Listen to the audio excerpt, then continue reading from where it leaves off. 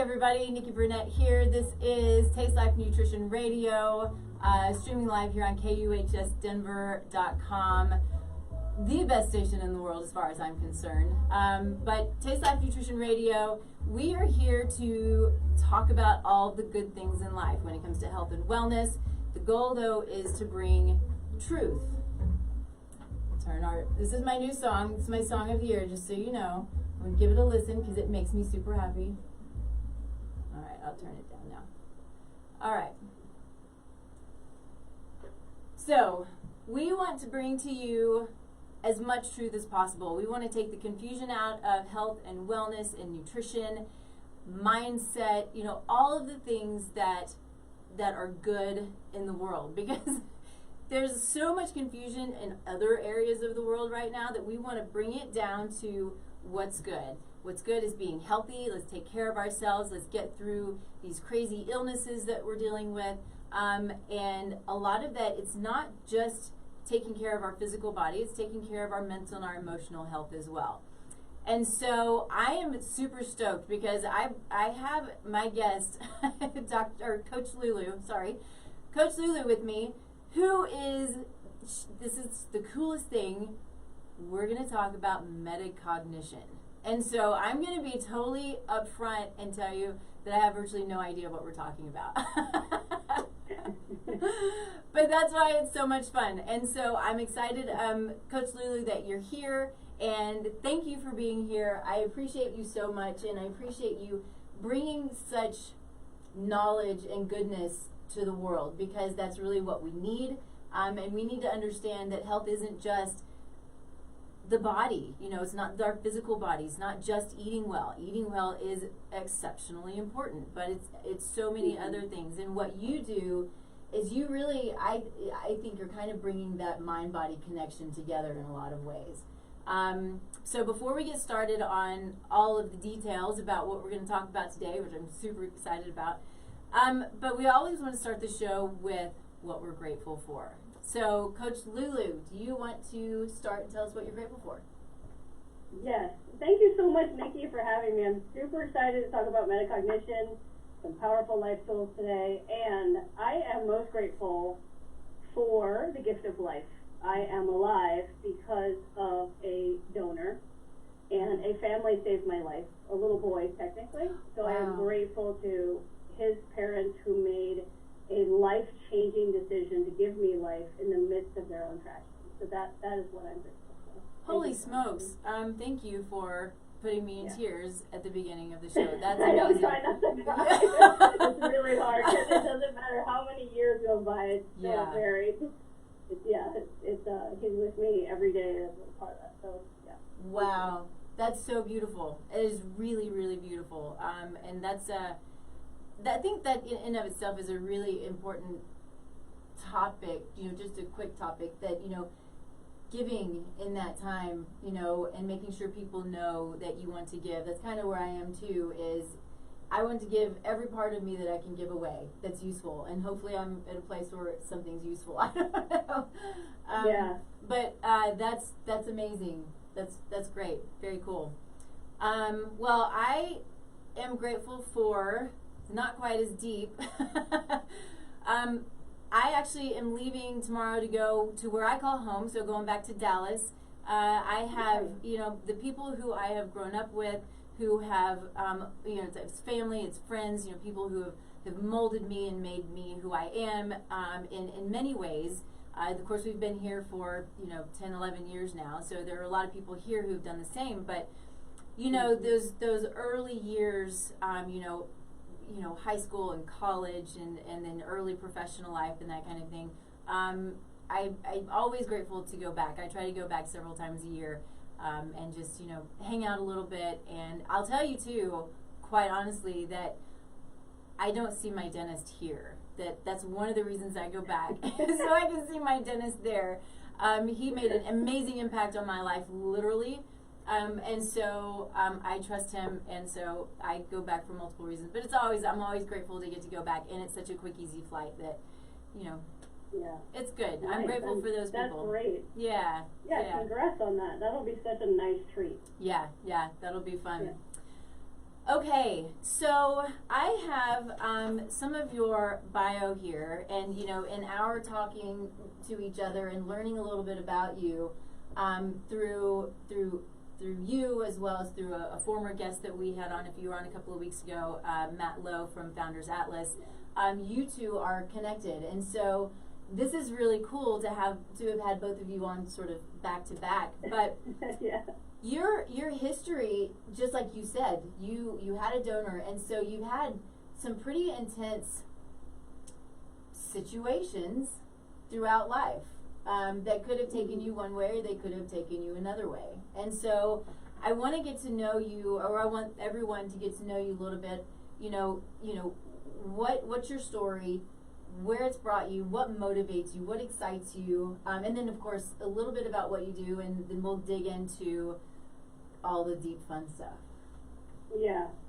By the way, Matt Lowe is amazing. So lucky that we both know him and are connected to him. Yep. And what a treat to have him on your show. So Matt, if you're out there, much love, my friend. Hi, Matt. And a little bit about me. So yes, I have been very lucky to be given some tremendous obstacles to overcome in my life from the moment I was born. I was born with a birth defect, which resulted in a lifelong kidney disease. We did not know this when I was born, and went through 5 years, my first 5 years of really intense medical treatment.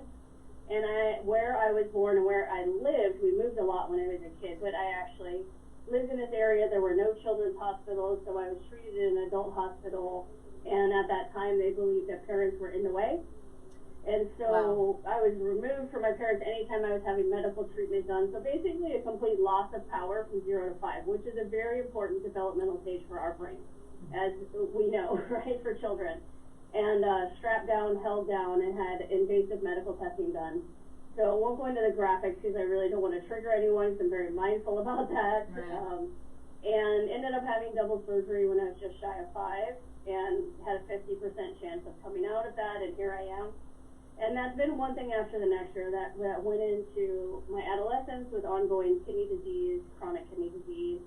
At 20 in college, diagnosed with a very rare autoimmune illness called Addison's disease, incredibly rare. One of our presidents had it, which gives me this awesome complexion, one of the upsides, but many, many downsides to having a very rare illness. I did not know that. Yes, namely trying to stay alive. So in college, I was in and out of intensive care, had some very close calls with my life. They did call my next of kin at one point. Gained about 100 pounds in less than 3 months from being in and out of intensive care and the type of medication that they treated me with.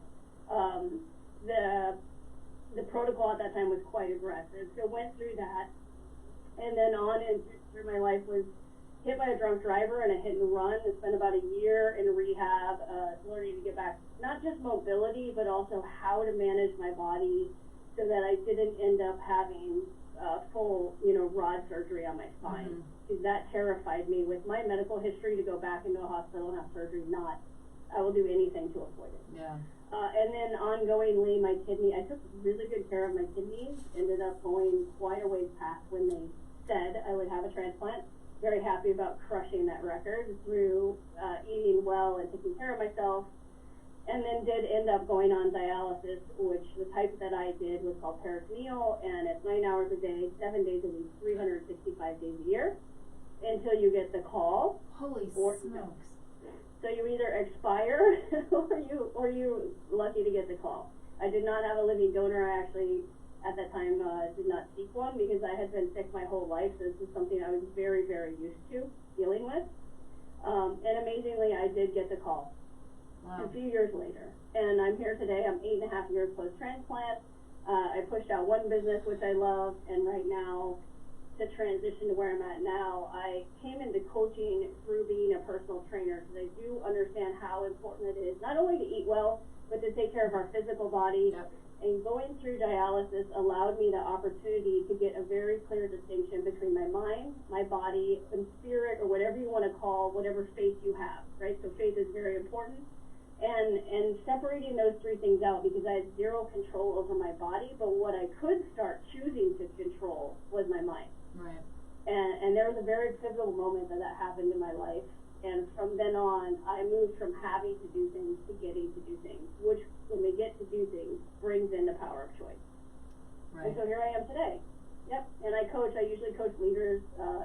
executives, people who run companies, and even though they're incredibly successful already financially, we work on ongoing growth as far as leadership development, and that's what we do. That's amazing. I think that, Thank you. You know, having a story like that, a history that brings you to such a high level, because you know what we know can happen so often is the poor me attitude. Yes, victimhood. And exactly, the victimhood attitude. And in my mind, some of what we're talking about is being cognitive of what you're thinking and why you're thinking it, and then having the ability essentially to say, wait, I need to be aware of this and I need to do something about it because I'm going into a hole instead of bringing myself out of a hole. Very true, yeah. So when you go through end of care planning, dialysis is, you know, a treatment, not a cure. Transplant is a treatment, not a cure. But you do go through a process of planning your funeral through a living will, down to the music, everything. Like, it's very strange knowing the power of visualization in the mind to be actually visualizing my funeral and writing those things down and turning it into my nurse. So it's very strange to, and a blessing to have the opportunity to both plan my funeral and also start to plan for my future simultaneously. And that took me, you know, really being responsible for my choice and who I'm being in life. So victimhood is easy. Choosing your life, creating your reality is the work, for sure. Yeah. You know, it's interesting, and I love this so much because although I don't know a lot about the the metacognition, what we're talking about, what I have and what my husband does, and a lot of people who I'm surrounded by have their daily meditation time, daily prayer time, daily. You can call it manifesting, prayer, meditation. For me, it's all of the above. I do manifesting, I do prayer, I do Bible study, I do, meditation. I don't know if I already said that one. So I forget that one sometimes. I don't do it as much as I should, but I'm working on it. You know, the visualization. But all of those things that I truly see me as a better person, a bigger person. Life is good, we all know that shit happens, right? But we have to know and find that place where we can go, okay, I'm going to pull myself out because I can. And we can't depend on other people to do it, right? Yeah. Cool. I do want to make a clarification real quick that things happen and there are perpetrators and victims in life, right? That does happen, right? But victimhood in and of itself is a mindset. Right. And that's the distinction that I'm bringing, because it would be very easy for me with my long-standing history of what I've walked through to sit in victimhood or, as you said, poor me. Mm-hmm. And I absolutely refuse to. Good for you. Good for you. You are a model to a lot of people, I'm sure. So that's amazing. I'm going to go ahead and just take a quick break so we can get into some of this fun stuff that I'm super excited about. So I want to talk about Rightful. So Rightful is, I keep calling them a new company. They're fairly new to the supplement game, but they are a pain management supplement. It's a liquid morning and evening supplement. One sort of wakes you up and makes you feel good. The other one, calms you down and helps you to sleep. But it really is, it's a turmeric base, so it really helps with pain management. And so it's not like taking ibuprofen or any other pain drugs where it's going to work immediately. Now it could for some, but it also could take a week, 2 weeks, a little bit of time depending on the type of pain that you're in. But it works so well that it is being used in pain management clinics. And I love this so much because we need this coming together essentially of allopathic medicine and functional medicine and integrative medicine and mindset medicine. We need all of these to come together because a single body needs all of those things. And when I see something like Rightful supplements on the shelf at a pain management clinic that is an allopathic medicine or Western medicine clinic, I see that as a huge step forward because it's all very, very important. And so check them out. It's good stuff. And one of the things I want to, I can't help but to put out there is, if you have pain and you don't know what it's from, don't seek pain management. Figure out what it's from. Find somebody who can help you, whether it's a nutritionist, a functional medicine doctor, a regular doctor, somebody who can help you. But the example that I give is my husband, who broke his leg and he now has a fused ankle. Nutrition isn't going to fix that ankle and won't fix that pain. So there are a lot of situations where having that pain management is really important, or even as you're going through pain management, to get on the other side of the pain, right? So anyway, you can go to rightful.com, put in the code TLN20, you'll get a discount. It's awesome stuff. People love this stuff. So give it a try. All right, let's move on. And so what I have here, and I love this because I just think it made my mind go, what? Let's think about this a little bit. And so I did a little bit of searching. But what we're going to talk about now is integrating being and doing. And I love that because you have to kind of think about, what exactly does that mean? What is being? What is doing, and what does it mean to integrate it? And so I'll kind of let you take it from there, if that's cool. Yeah, so when I think about integrating your being with your doing, this is the ultimate integration in life. So myself personally, I have a lot of doing, right? Which is action. Yeah. I'm a very action-oriented person, which is great. However, if we are only in action, we're missing a huge part of the picture, which is being present with our action. That's what being is. And so when we integrate our being with our doing, have you heard of the zone? You ever heard of that? Yep. Whether it's athletes or working out or you're running, and you get in that zone where you have the ultimate presence, you are being with your doing. That is the distinction between that. Okay. So I kind of equate this to, so a lot of the people, I think probably most everybody that I've brought on the show are all entrepreneurs. And so I love, it's a health and wellness show, but I love entrepreneurs. I love women entrepreneurs. I love men entrepreneurs too, but it's, there's a connection there because I'm a woman. And Thank you for acknowledging our natural biases. We all have them. They're not going anywhere, so why not? Just own it. I love it. Exactly. So true. But I see that with myself. I see it probably with most entrepreneurs. We're not always in that zone. It's kind of maybe a difficult place to be because you're always thinking about what you have to do next, or what's going to happen after this, or what's next on my list, and what's going to get done. And or the fear of even what's further down the road. Am I going to fail? Am I not going to fail? Is whatever the case may be. And it's always this. I guess in my mind, sometimes kind of a fix-it mode. It's kind of a we got to get it done. We can't stop. And then we lose where we are right now, which for a lot of us is a really great place to be.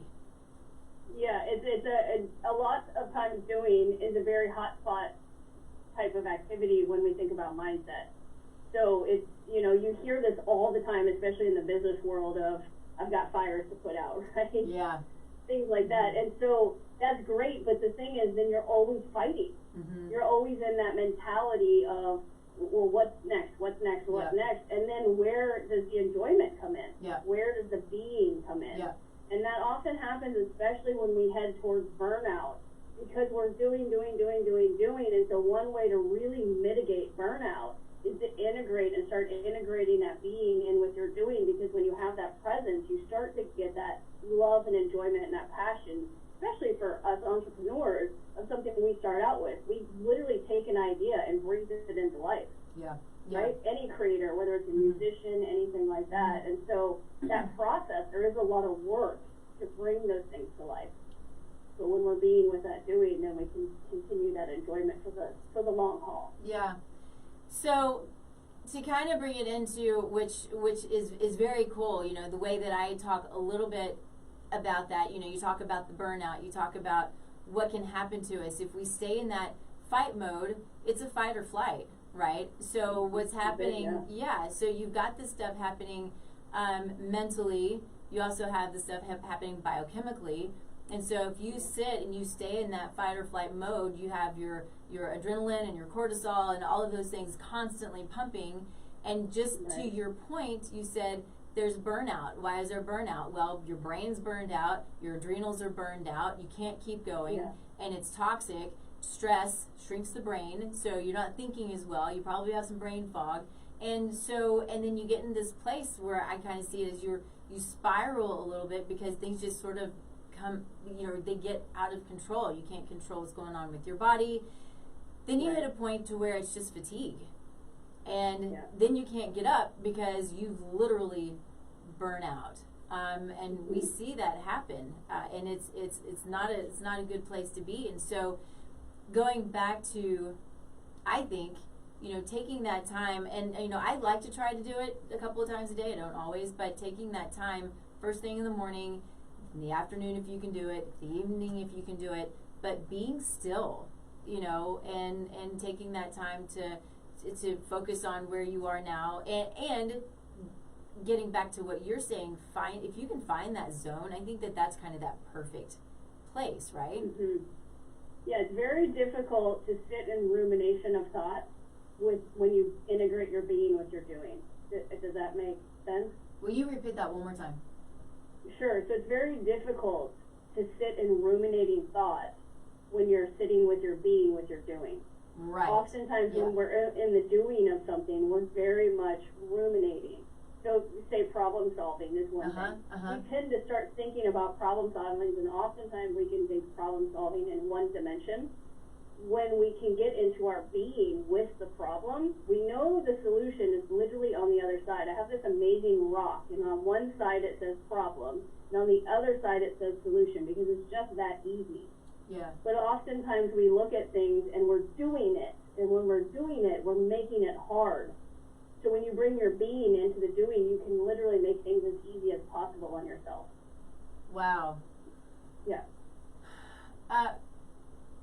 So I'm trying to kind of think of I guess in my mind I'm thinking of when you're in the middle of a trouble spot, so a problem with work, a problem in a relationship, and you don't sit back and take that time to be, instead of trying to fix.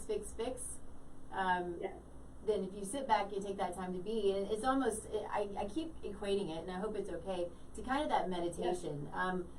One of the guys on the show, Charlie Pacello, he was on my show not too long ago, and one of the things that he said that I think that you'll appreciate is praying is talking to God, meditation is allowing God to talk to you. So that quiet time, it just stuck with me. I just think it's amazing. But that quiet time is when things go, oh, I got it, and I can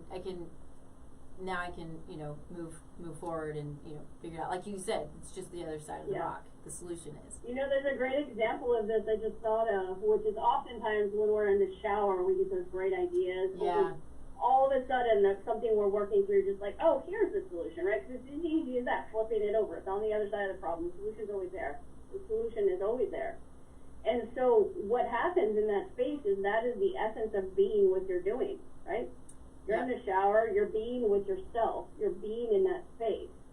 And then what happens is the things that you're doing in your life, you're automatically integrating those. And so it's taking that concept and bringing it into all areas of your life, because you can't just walk around in the shower 24 hours a day to get the solutions to all your problems. So. That'd be kind of nice, wouldn't it? It would be fun, though. I mean, that'd be a little weird watching people go by the little shower cubes, like, oh, they're working, they're being what they're doing over there. Yeah. That's a great way to kind of crystallize it to help that resonate. Does that help me? Yeah, that's great. Great. So wonderful. I would be curious, when you're working with your clients, what is it? What is it that you see, and how do you see them? How do you work with them? How do you kind of change that doing mindset? And what are tricks of the trade to help people be cognizant of that? Because learning new habits is not easy, especially for us old people. Well, actually, I just had an article published about that with Coaching World, about literally being unstoppable and leveraging your distractions to work for you. So a couple things is, as far as my coaching and what I do and tips and tricks of the trade, is I know that my clients have their solutions available to them. Mm-hmm. So coaching is conduiting. It's very different. So first I just want to bring a distinction to this. It's the difference between therapy and coaching and consulting. So therapists, right, they're very valuable. I've gone through full PTSD protocol, obviously, with my history. I use a bit of support there. So therapists are wonderful because they bring you from your past to your present point in life. Okay. Which is important. Yeah. Coaches take you from your present to the future, where it is that you want to be. Okay. And there's a reason for both. Consultants have a message that they're delivering to you. So it's very different. So coaches don't come in with a message, a training, a philosophy. We don't come in with that. We come in with the ability to hold space powerfully and to shift people's energy levels, meaning if they're sitting, say, in anger or victimhood or are really upset, being able to look at something from a holistic point of view, right? So by holistic, I mean all angles. Think about a diamond and all the facets on a diamond. Right. Right? Mm-hmm. Every spot you look at it, it glistens. There's no ugly part of it. Mm-hmm. Just like a person, every part of a person glistens. It's just we tend to attach meaning to things. And we're meaning-making machines. And so when we can separate our meaning that we attach to things, we can really get clear on who we are, where we want to go in life, and what we want to do. And so as a coach, we start to basically sift through that and see, like, well, is that meaning, how true is that for you, and how is that serving you? But we really sit in the belief that clients know the solutions to their problems, and we help them get access to that. So I don't know if that answers it, but hopefully that does. Yeah, no, that's great. I love that. And so what are like, again, it's like tricks of the trade, or what do you do to help people to, because I think I'm coming at it from where I am. So I know that creating new habit takes me time, and then I forget, and then I remember, and then I forget, and then I remember, and then, or, if it's a mindset thing, well, I'm in my work, and I'm not thinking about anything else, but I'm thinking in my work, and so how to, trigger that, to remember to integrate your being and doing. Yeah, so I'll give you my top 3 tricks of the trade. Okay. Coach, as a coach, first is sitting in intuition. So trusting my gut instinct as a coach and echoing back what comes through. Right? Yep. 2 is understanding that we're all exactly right where we need to be, even if it doesn't seem like it. That's always a difficult one. Yeah. And 3, knowing that there's really no right or wrong, good or bad, and so what that allows is detachment from the outcome. So as a coach, it's imperative that I have zero attachment to my client's outcome. Does that make sense? Yeah, it does. Yeah. Is that difficult for you? Pardon me? I said, is that difficult for you to not be attached to one? No. Well, as someone who's almost died a handful of times, I'm really skilled at not being attached to the outcome. I have fine-tuned this ability like nobody's business. I guess that makes sense. No, I have zero fear of death, and therefore I have zero fear of life. Yeah. Wow. That's amazing. And what a great, amazingly difficult, but what a great place to come from, to have zero fear of life. Yeah. And I think there's so many fears that we have, especially, right today, and I don't mean to keep kind of bringing up so much stuff that's going on, but there's so much fear right now, and has been for the past year, probably longer, it's sad for me to see, because it's not, I don't think I have a lot of fears. I definitely have some fears, but what I see in my own clients, people who have major anxieties, and they're always about the outcome. What's going to happen? What's coming? How is this going to end? Or what is it going to end? And what's going on? And all of this anxiety doesn't do anybody any good. It doesn't help with, making you stronger. it doesn't help with making the family stronger. It doesn't help with moving society forward, right? You know, it's one of those things where we have to, we've got to focus on ourselves. And I say this a lot. We talk about, bringing good, and being strong, because we've got to be strong and healthy for our family in order to then for that to move on to the community, right? So I have to be strong and healthy to make my kids, who I don't have, but if I did, strong and healthy, for the community to be strong and healthy, and then it spreads. And that's what we need. We need that mental, emotional, physical strength to build us up and build up our communities, because there's some crumbling going on out there. Yeah, and here's the thing, we're talking about being with doing. I know we have more to chat about, but here's the thing, where does anxiety live? In the doing. In the doing, and it also lives in the future. Right, okay. So when you're integrating that being with or doing, if you're present right now, it's very difficult to access anxiety with that presence. Yeah. And as someone who's completely immunocompromised twice over, I see this as a huge opportunity for our planet. I think of this as a global unification opportunity. Because when you have a mass consciousness that sits in anxiety, right, the opportunity there is how do we break through that? Yeah. Yeah. Right? Yeah. Because if everyone can bond over a common feeling or sense, and right now it seems like there's a lot of that out there, then everyone is going to start searching for that other side of the rock. Everyone's going to start searching for the solution. Yeah. Okay, at a certain point, people are going to hit burnout with the anxiety and the worry and the fear, and they're going to hit a wall, and then we're going to start doing something about it. Yeah. Right? You know the equation D times Fs is greater than R? Dissatisfaction times vision times first step is greater than resistance. So the tiniest step out of anxiety into the present moment starts moving us. And as we do that, think about that throughout the entire globe, the entire planet. Consciousness of the entire planet is going to shift. Interesting. This is a huge opportunity. Yeah. Huge. In the history of our world. Yeah.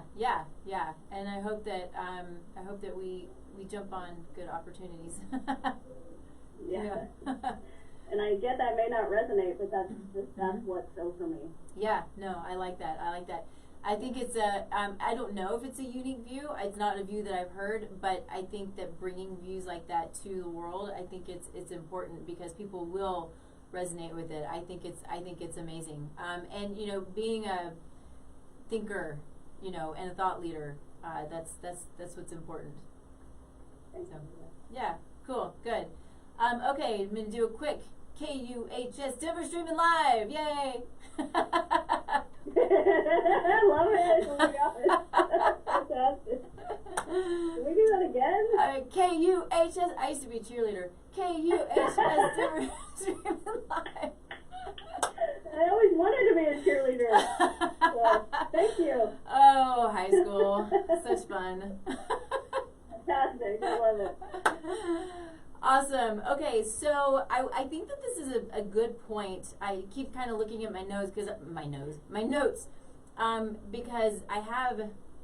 I feel like we've hit a lot of what the questions that I had,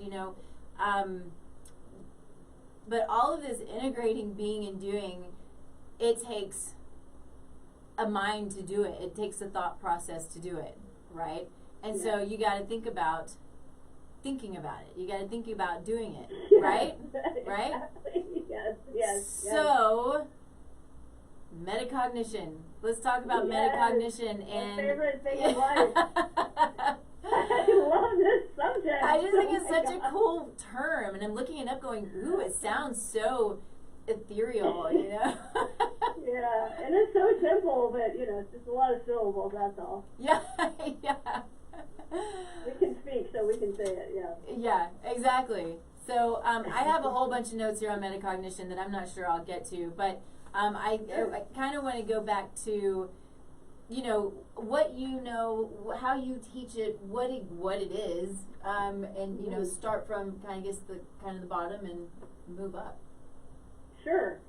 So metacognition, when I came across metacognition, it's such a powerful concept. So let's break down, first of all, the word to make it really simple. So meta is basically a view from above, and cognition is our thinking, right? Yep. So when we think about this, it's thinking about thinking. Another way to think about that is awareness of our awareness. So what this allows us to do by going into and using metacognitive state is to access not only what we're thinking, is the awareness of why, how, what, who we're thinking about what we're thinking. So the brain has this amazing ability to not only just think, but actually think about its thinking. Isn't that phenomenal? It is. It's so cool. It's funny. Our brain is amazing. It is. It's literally, and I maybe feel a little bit silly saying this, but it's not something that I've thought about, is thinking about thinking. Now I've thought about why am I thinking this kind of stuff. I guess that might be thinking about thinking, but anyway. Yeah, and here's the thing, so I'm a bit of a geek when it comes to this, and also just everything's brain related because I have gone through the process of rewiring my brain, right? And what we fire, we wire neurologically. Yep. So the thoughts that we create for ourselves, and we do create our thoughts, and when we can get to the source of our thoughts, the actual origination point of them, we can shift them quite easily. And we can start to look at ourselves in a very different framework, which allows us freedom. It allows us freedom from guilt, shame. Some of those things that we tend to put upon ourselves, right? We do, yeah. I always say we should upon ourselves a lot. We should upon other people. Like, we got to stop the shoulding. Yeah. Because shoulding is the combination of shame and put. Yes, yes. So there's always a way to say something without the word should in there, without any shame implied. Yeah. It sounds silly, but it's pervasive and it's erosive. And so when we get to metacognition, thinking about thinking, we can start to access our source point for our own thoughts. And from that, we can radically shift them in a very easy way without a lot of effort. Wow. So, okay, so what are examples, I guess, kind of going back to the same thing, how do you use this in practice? How do you work with your clients to get them to that place? Yeah. So usually I don't start talking about metacognition because sometimes that can sound a bit overwhelming. But the concept of getting to a point of thinking about their thinking becomes quite reasonable when you're looking at that equation I talked about earlier about breaking through your resistance. Because the tiniest micro step is still momentum. It's still something that propels us forward. And this is something that stems from when I was a personal trainer. One thing I learned with my personal training business is that all of my clients wanted to get healthy and fit. There was one thing in the way. And if we draw a line from here to here, we have the biggest piece of tech right on our shoulder. Right. Hold it up all day long. And this piece of tech is phenomenal. I love all things tech, everything related to that. And so I started realizing that this mindset about their fitness world, about their health journey, was getting in their way. Interesting. Really common, right? We all get in our own way. We all stumble over ourselves. And so how do we get out of stumbling over ourselves? We start to go into a metacognitive state and think about our thinking. The origins of metacognition come in the educator world. So anyone who's ever gone to any school, whether it's preschool, kindergarten, all the way through, PhD, has been in the world of metacognition. This is a tool that teachers use. Right. And so by the time we get into college and post-grad, we are really starting to access our metacognitive states by looking at how we learn and creating ourselves so that we can learn easier, right? And so that's what that does, and we're just taking that from the educator world. Thank you, educators. We love you. And really applying it to all aspects of our entire lives. Interesting. So I think about, again, I tend to put myself in the shoes of say, one of your clients. How do you dig? How do you get people to figure out where this is coming from? Yeah, so a lot of that is really in the moment. It's not something that I plan out. is really when the client is ready. And this is the thing, same thing with running a training business and running a coaching business. I tend to know and be able to see sort of when they're ready to take the next step, right, in their breakthroughs. And so we go in and we dig a little. And this is something that's co-created within the client-coach relationship. A coach is not there to push you. Mm-hmm. A coach is there to give you access to yourself in a whole new way. Whether it's a football coach in the NFL or someone like me who does leadership coaching, coaches really allow you to access your full potential, right? We all have our different philosophies and methodologies, and they're different depending upon the application of the coaching. So in my world, I can usually sense, and I tend to know when my clients are ready to go to their next level and when they're ready to unlock the next thing for themselves. It doesn't make sense to do it all at once. Like I said, there's incremental steps, those really tiny incremental steps that are so easy to put into place. You don't even have to think about them. You've taken the step forward. It doesn't feel hard. It feels easy. Does that make sense? Yeah. Yeah. We tend to have a lot of thinking around change has to be hard. Change is the easiest thing. It happens in a millisecond. So interesting. And so go ahead, please. Well, a lot of times we can say, oh, it took me 10 years to change this. No, it took a fraction of a second. It took you 10 years to prepare yourself to make that change. And so through coaching, what I do is I basically shrink that time frame for people. Does that help? Yeah. And so it's getting themselves prepared to make the change. So the change becomes wanted. It's something they want to do, and so they can do it a lot easier because they're not forcing themselves to do it. Right. Access to it a lot quicker, yeah. I don't know if that makes sense. It does make sense. I just find it, I say that a lot. Yeah. Well, I do the same thing, and I probably do it too much, because, I know people who come to me, a lot of what they're hearing is new and different because maybe it's not what they've read on, Dr. Google, or it's maybe not what their doctor even told them, or, just may just be a completely new concept, Anyway, I work with people, and so I always ask, does that make sense? And I say it enough where sometimes I think that they think, stop saying that. Because well, and the thing is, I know that communication is how it lands, right? It doesn't matter how it leaves my mouth. The question is how it lands with you and what's coming through for you. So that's why I check in on that to see. Yeah. Because it doesn't do any good for you to ask me something and me to talk about it and not have it connect the concepts. I'm really big on creating the concepts and creating them to be easily digestible, right? That's what I do. I take a really complex topic, like metacognition, right? You've researched it, you've looked into it, we've had some conversations, which I really enjoyed that you did that. And then take that and break it down to be something really easy, a very easy concept to bring into your life and to integrate. So that's what I do, and it doesn't do me any good if I'm not checking in to see if it's registering. So right. Thank you for the feedback. I appreciate it. Yeah.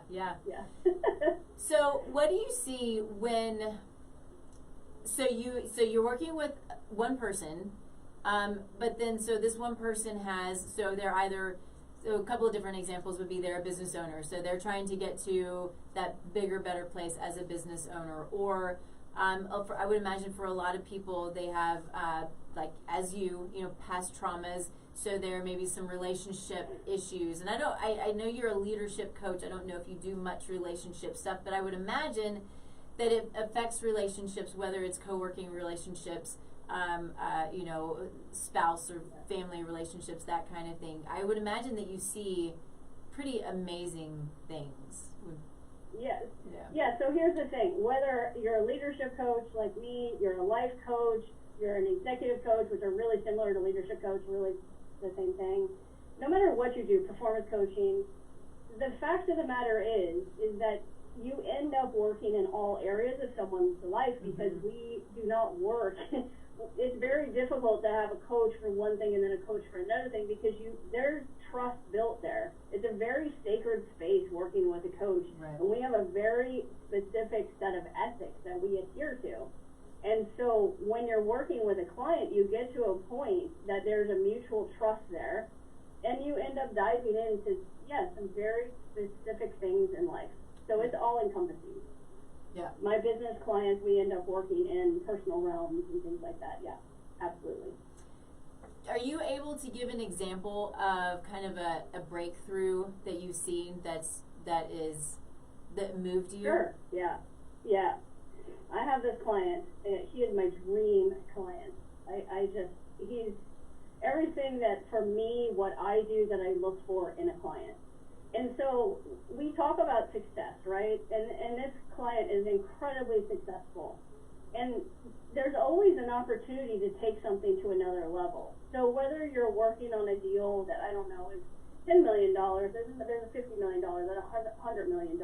And so it's being able to allow yourself to up-level your thinking, right? That's metacognition. Metacognition is owning your mindset, owning your power. That's what I bring to the table. And so no matter what we're working on, this particular client will just do the action, but also understand that being with the action is incredibly important. Does that answer your question? Yeah. That's great.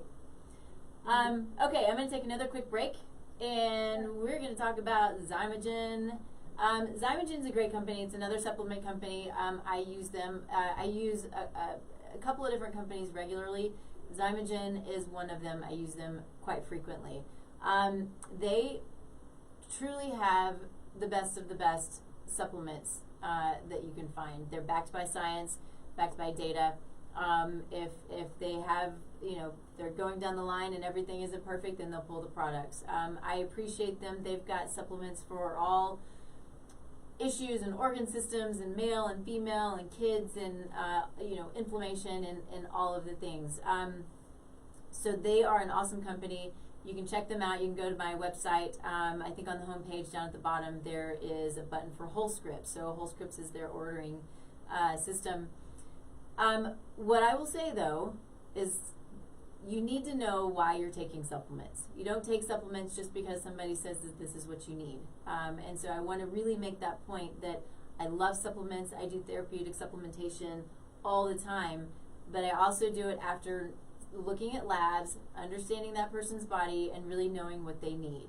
Even something as simple as probiotics may not be the right probiotics for you or for somebody else. And we think, oh, they're healthy bugs, we all need them.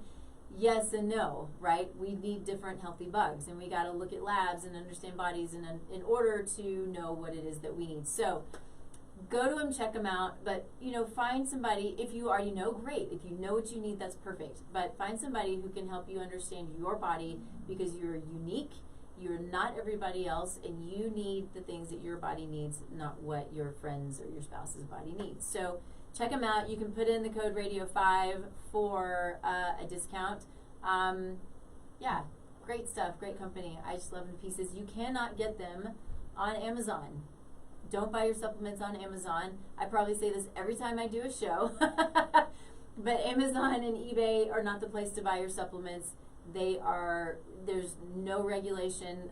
This data shows that the supplements that are purchased either are expired or they are not the product that they claim to be. So they spend a lot of money to make sure that they are not being sold on Amazon or eBay, because they're there to support the practitioner and the practitioner's clients. So that's what I got there. So let's talk about. I want to talk about, so all of this really kind of, and I'm following your lead on this because I think it's just really smart. But the next part of this goes into stop listening and start understanding. And I think that that's great, because it can be difficult. It can be difficult for me to do. I think it can be difficult for a lot of people to do. And so let's talk about that and talk about what it is that you mean, how it, again, kind of when you're working with your clients, what you're trying to get across to them. Mm-hmm. So when we talk about stop listening and start understanding, what I mean by that is we often listen from a boomerang effect, which means you speak, I speak, you speak, I speak. Mm-hmm. And there is no understanding there. We're speaking to respond. So it's another thing to speak to respond as opposed to speak to understand. Oh, yeah. Mm-hmm. So just take this conversation, for example. Mm-hmm. Everything that we're talking about, everything that you're asking, it's important on my end that I understand what you're asking me. Imagine if you asked me the question, ooh, let's talk about metacognition, and I said, you know, the purple people eater is on the beach over there. It sounds crazy, right? It sounds crazy, but that is how communication goes. Yeah. Right? Someone says something, and then someone says something else, and then there's a miscommunication. It's like not even addressed. There's no pause to seek understanding. Wait a second, I just want to clarify that I understand what you're saying. Right. And then the conversation, and next thing you know, especially in business, think about project management, operations, you know, marketing, activation. You want your message to come across. You want to make sure it's landing. So understanding is very different than listening. Yeah, so I would say listen, then ask the questions. Is that, you know, we got to understand, and I think that's what, you know, I think a lot of people assume. There's a lot of assuming instead of, like you say, truly understanding. Yeah, and why I'm is that? Guilty. Why is assumption a natural state, the default state? It makes complete sense. Well, why is that? I don't know. Why? It's because we all naturally listen from our own perspective. We naturally understand people from our own perspective. But there's, 8 billion people on the planet? How can my perspective and my filter on life, right? How can that be exactly the same as yours? Even though you and I have a lot of alignment in our world. How can it be the same? And this is rampant across our country right now. Yeah. With what we have going. We call it the political divide or the divide. Really, this is the difference between listening and understanding. No one is taking the time to seek to understand, because we can radically disagree with someone's philosophical point of view and still understand them. Wow, we don't have to agree. We don't have to agree. This is the thing. There's no agreement that's implied when we're talking about conversation and listening. It's okay to diametrically have a different point of view and a different framework. What's not okay is to assume that your framework and your point of view is the only point of view and is the best point of view. There's value in all people. Right. So my first thought is we need to put you in the White House, get you a job somewhere in the White House as a coach. Well, I do speak to Congress, just so you know. I volunteer. Oh, I'm nice. Passionate about volunteer. I volunteer with 3 organizations right now. And one of those is the American Association for Kidney Patients. And we just got a bill passed in December. I'm very proud of it. We worked with, we have a Hill Day, and because of 2020 and what we're walking through right now, right, the global unification opportunity, as I call it, is that we spoke virtually to members of Congress. And actually one of them, because I'm in California, was Kamala Harris's office. So super excited that everyone that we spoke to actually took it and took it back. And because this had obviously bipartisan support, but there's part of a bill that you can see if it saves money. So luckily this bill did save money as well. But what it did is it allowed us to get access for kidney patients to have immunosuppressants, because we expire. We don't live without our immunosuppressants. Right. So we only have coverage for like 3 years. And the cost of going back on dialysis is, first of all, the last thing a transplant patient wants to do, because you lose your transplant if you don't have your medication. And 2, it's incredibly expensive. And so I do speak and I do work on behalf of others. So I'm not in the White House, but I do touch it, because it's important to speak for others. Because I know I didn't have a voice when I was sick, right? When I wasn't well, I did not have a voice. I was not able to use it. So I find incredible joy in giving back and volunteering. Good for you. That's amazing. So we need to have you in the White House twice, because you need to be coaching also. Let's coach some people in the White House. I'll stick to coaching. But yes, I'd be happy to mediate. I'm probably great at that. Yeah. Oh man. Okay, so we're coming close to our end. Not our end, but the end of our time. So all of these things kind of come together really beautifully, which I know obviously was your intent, and it works so well, from the way that we are going through life to the way that we're thinking about the way we're going through life, and then how we interact with others as well as ourselves. Right. I mean, it really is, it's amazing because, again, what that does, it goes back to creating the bigger, better, healthier self, which goes then into the family, which then goes into the community. And exactly. we just become stronger that way. Yeah. Right. As an individual, then as in a community, and then as a society. Absolutely. Yeah. And I think, you know, as much as I love the other two topics, you know, this last one that you're talking about is the stop listening and start understanding. Maybe we should have just spent the whole time talking about that one, because like you said, we can always circle back. It's a really incredible conversation to have, and it gives us a lot of ways to understand others and not have to agree with them. So I think that's a tool that everybody can use more of. I know that there are a lot of people out there who have this tool and use it well, and I know that there are a lot of people who don't, and that's okay. But you know, getting that help and that metacognition, that realization, that understanding that you can be a bigger, better person by having all of these tools and continuing to build your toolbox. I mean, that's really what it is building your toolbox, and then it just makes, again, it's that snowball effect, right? Just makes everything bigger and better. If you're just so you know, if you're interested in that, you know, understanding versus listening, I'm hosting a workshop in February, starting February 24th. I believe, I'd have to double check. Okay. But you can go to bookinaction.club. That's basically a book club, but with a coach. And we take books, the wisdom of books, and bring them into action. So that we're doing a book in there called I Hear You by Michael S. Sorensen. It's a very powerful book on the difference between listening and understanding. I love and we're that. going to break that book down and break it into action steps and then integrate it into our lives. So we're taking it, being with the book, and then doing the book by bringing it into our lives. So we'll have forever impact with that in our lives. Yeah. Good for you.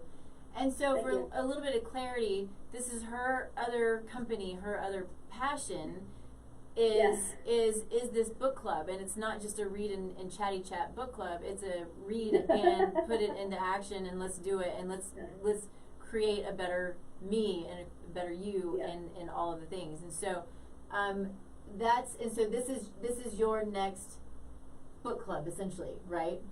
Well, my first one is February 15th, so that's Uncovering the Life of Your Dreams by Bruce D. Snyder. He's the founder of IPAC, which is a really powerful coaching school. It's actually the school that I went through. Okay. And so I have I'm building out the 2021 calendar right now, and so that I Hear You is the second book, but it's a book in action club, literally. Awesome. And it's a project of mine that I'm just in love with. So. Yeah, I don't do much that I'm not in love with. Apparently. Well, you shouldn't. You should love what you do. Okay, so how often do you have a different book, essentially, different book in action? So we have 2 books going out in February, a book in March, a book in May. I'm putting one in April, so we'll probably have one a month, but eventually I'll be bringing other coaches on, because I have an incredibly talented pool of coaches, and bring other professional coaches on, accredited certified coaches, to facilitate these. So I'm starting to do some research right now, what books people really want to look at. I have one right here called 7.5 Lessons About the Brain by Lisa Feldman Barrett, and so that's a neuroscience book. So basically what I love and what I'm passionate about, and then start building out different areas for people to explore. That's amazing. So good for and you. I want to co-create it, so I want people to attend, to give their feedback and say, if there's a book that someone loves out there, or even a book you have, right, Nikki, that you'd like to see and you'd like to really bring into your life, then let me know about it. Okay. Absolutely. I love that. So you're open to people reaching out to you and saying, this is a book that I would love. Yeah. All right, cool. I'm very big on community, building community, and then co-creating and collaborating together. Awesome. There's power in numbers, right? Yes, there is. Yeah. So why don't you tell everybody how to find you? Sure, yeah. So for coaching, I'm CoachLulu.com, Lulu. And for Book in Action, it's bookinaction.club. Perfect. Awesome. Yeah, thank you. All right. We're about done. Is there anything else that you'd like to add? I think that this was truly awesome. Just thank you. This has been super fun. I love it. So thank you for just giving me an hour to geek out with you. Yeah. I absolutely had a blast. Yeah. Awesome. Super excited. I do love geeks. Geeks are sort of my favorite because I'm a little bit of one myself. Very good. So thank you everybody for hanging out with us. I am Nikki Burnett. This is KUHS Denver. Wow, I lost my words. KUHS Denver. Streaming live, and my company, Taste Life Nutrition. You can find me, Taste Life Nutrition, basically anywhere. All of the social media. You can also go to my website if you have interest, if you have some things that you're not understanding that are going on with your body, you know, whatever your problems might be, go to my website, fill out the free assessment that's on there. I reach out to you personally, and we'll chat about them. You know, we'll see if there are things that you can do that are kind of minimal to kind of figure it out, or if we need to actually book a conversation, then we will. So we're here to be a resource for you. We're here to have some fun with you, to bring you the truth in science, and, you know, just bring you amazing people like Coach Lulu. So thanks for joining us, and we will see you in 2 weeks. Thanks, everybody. All right, give me just a second, Lulu.